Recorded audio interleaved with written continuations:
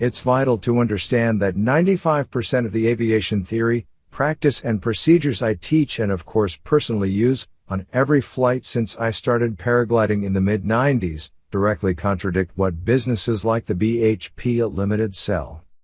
Pilots should never forget there is a close, direct connection in aviation between input, theory, practice and procedures, and output, accident, injury and death rates. And that's at this sort of level, wing level, but once you're up at the top, could be above trim speed. So go pop up the Speedwing and just have a quick taste of the air again. Now, as mentioned, I hadn't checked the tide times on the earlier video clip when I stopped off here for a couple of Speedwing flights before the check out the kite and went on board. At that time we weren't seeing the wee ripples on top of the waves. Definitely tide coming in, I would say. So with the water coming towards me and the wind coming towards me, you get a false impression that there's less wind when you simply look at the water. Right, so we check we're clear. Get everything sorted out. You do a throw like that on a slope, and often you can just pop the wing straight open. But here, when it drops below the seawall, right, run the checks, stance, airspace. So we've got another cyclist coming along.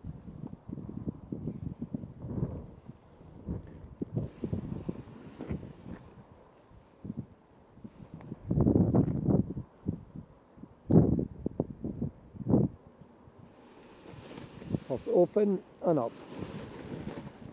Yep. So definitely say there's another couple of knots minimum, absolute minimum, another couple of knots compared with when I was here earlier. And earlier was half an hour maybe.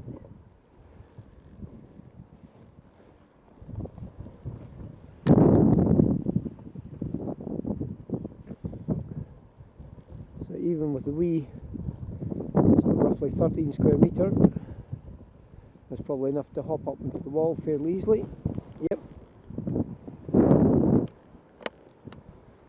Like the speed bar's hanging down just a little bit.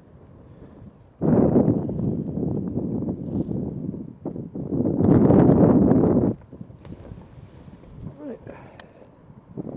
Slightly better. Okay. So hop across to the path.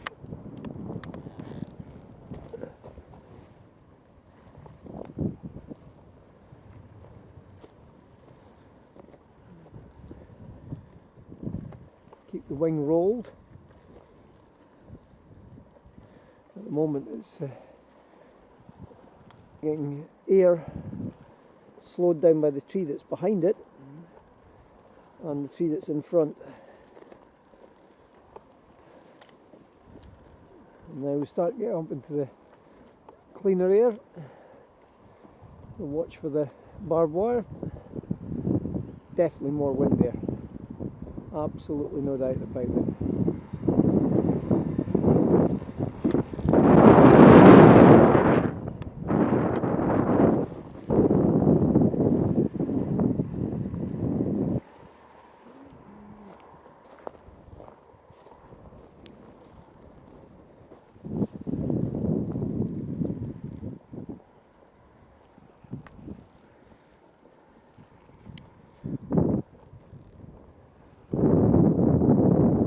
Rolling.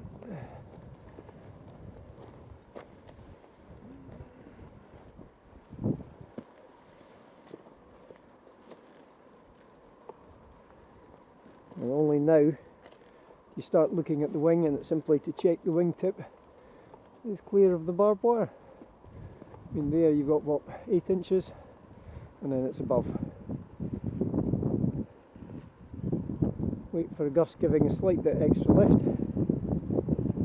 And ideally, you want to backtrack as close to the fence as possible so you can get a little bit more ground speed on.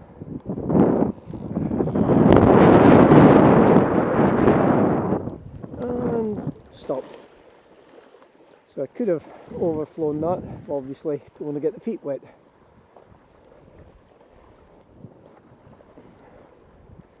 So essentially I'm converting potential energy, top of the ridge, to kinetic energy, flight, and then to swoop along I'm reconverting the kinetic energy back into potential energy to climb, but I'm aiming to climb effectively at the same rate as my descent. Physics wise it's not that difficult, but it sounds a bit weird. So what you're doing is you're burning your airspeed to maintain your altitude along the runway, and of course that's taking you slower and slower, and you can dead stick land. So again, aiming to backtrack as much as possible, so when I feel the extra lift I can add in ground speed and just stop.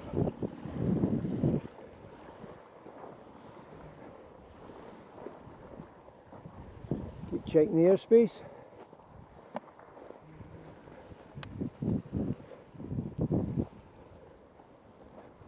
Keep the wing rolled just now. Roll it level, backtrack, and then I want to roll the wing left. Checking no cyclists coming along.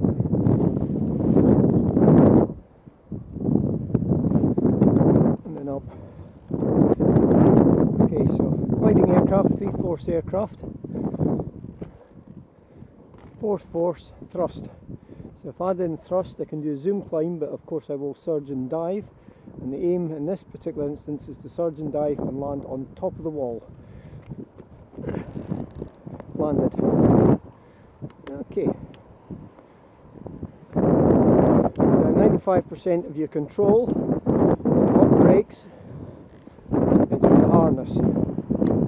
Getting a double thumbs up from the van driver. So I can use the harness, so not use any brakes, tiny touch there just to hold it stable.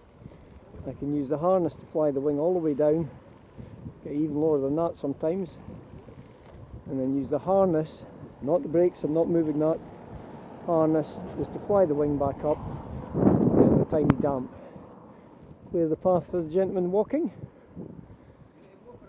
I'm just hopping back on top of the wall, so thrust up to there. Keep the roll in.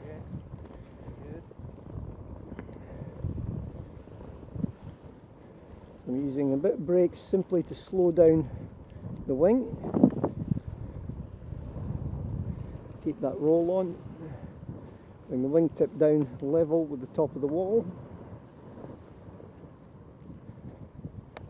Checking the airspace.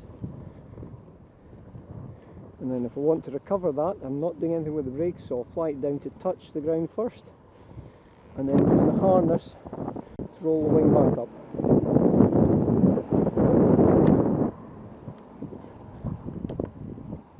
Now, if I want to fly over, then what I've got to do is when I'm adding in the thrust, I've got the time, so I'll get the zoom climb, I've got the time, the surge and dive. So this time, instead of landing on top of the wall, the plan will be to fly over the wall and land on the beach.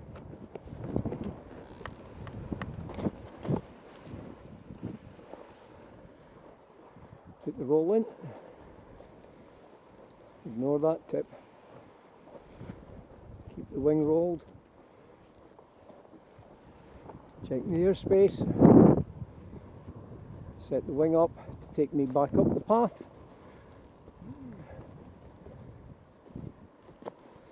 Keeping the lift vectored. It's all about very simple basic science.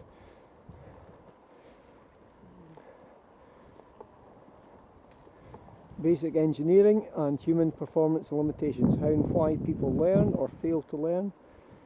How humans make mistakes. So I'm waiting for the extra bit lift, wings yawed round. So currently the wind is pretty well from Tentsmuir Point. Let the wing roll and surge. Keep it flying, keep it flying, keep it flying, and stop.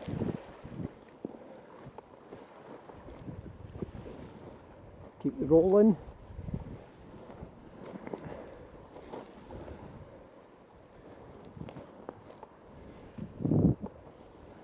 Airspace checks, always looking around, checking who's in your environment, particularly people that aren't flying. Little old ladies with prams, a couple with baby, folks out walking a dog, somebody in a wheelchair, cyclists. If you're out with other pilots, well, we choose to fly. Other people do not choose to be inconvenienced by what we may be doing. So you've got to put the public first, always. Your safety comes way below that of the public. There we go. Backtrack, nice bit of lift. And stop.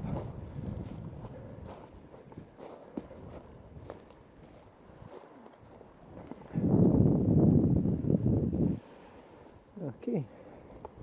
Checking as always. Make sure the path is clear. So we have a cyclist coming along at the moment. Getting a nice wave from him. Another one over there. Everything else is fine.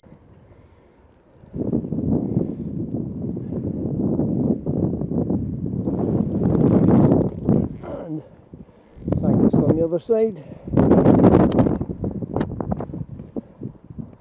Evening. Right. So once again, I can add in thrust. I'm aiming for the surge and dive, and this time once again I want to land on top of the wall.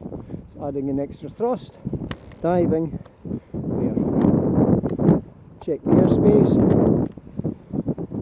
I'm going to use the harness, put a roll in the wing, and drop the wing down below me.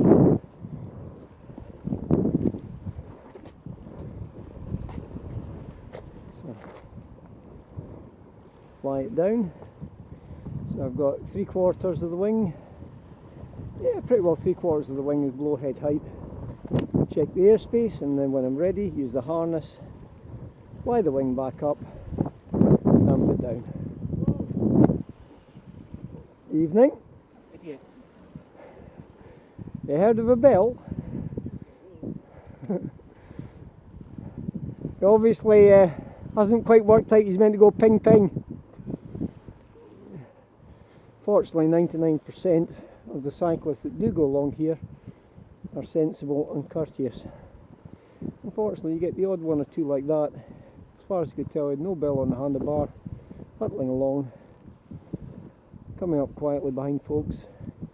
And I've seen people coming out of cars with their baby, opening the doors, not fast, but you know, just carefully, and you get cyclists like that.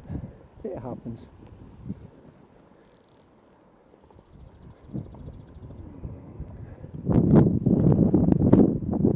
Right, hopping over.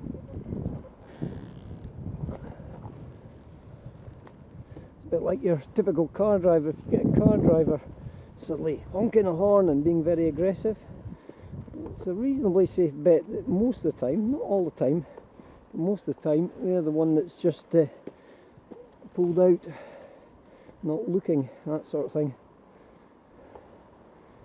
There's a human factor. Regression is often an indication of you making a mistake yourself if you're being aggressive to other folks. So not always the case, but quite often it is. Right. You just stop